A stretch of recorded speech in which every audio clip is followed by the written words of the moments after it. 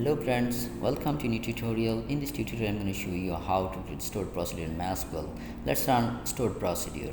A stored procedure is a code block that can be saved and reused again and again. So first of all, I'm going to write a statement, select star from ProgrammingDB product set of tab. These are the data in this table, product set of tab.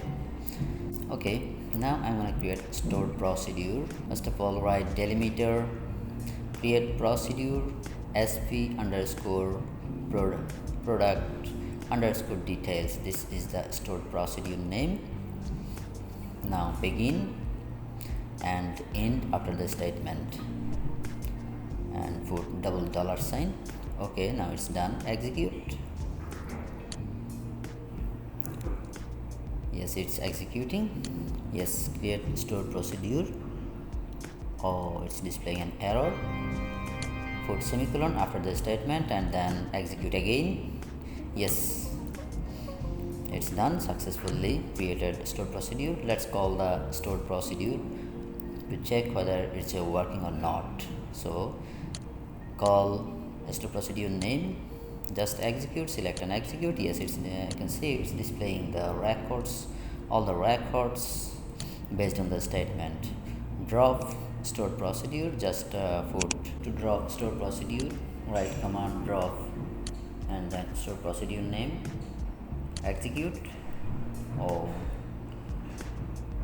it's not working. You should write procedure, drop procedure, then stored procedure name. Okay, let's check whether it's dropped or not. Okay, call the stored procedure. Yes, you can see there is no stored procedure with the name. So now I'm gonna add parameter. Before adding parameter, let's check the statement. Yes, you can see there are three records, 1, 0, 1, 2 and 3. So I'm gonna adding parameter. The parameter is integer in PID, integer where product ID equal to PID. Okay, this is the parameter. Here it is product ID. Execute. Yes, it's executed successfully.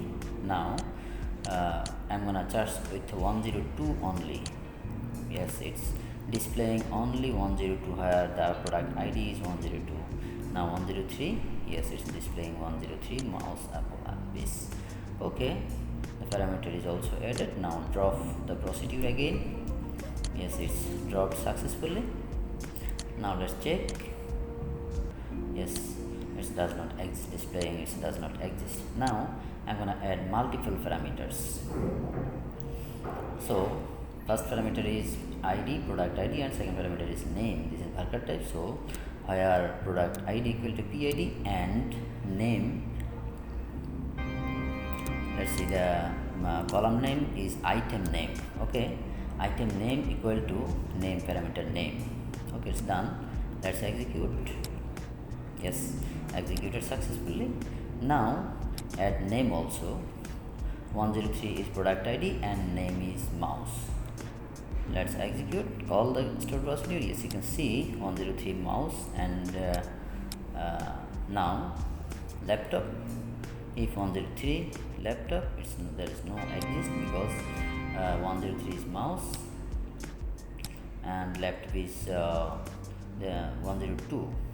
So if I charge with product ID 102, it will display.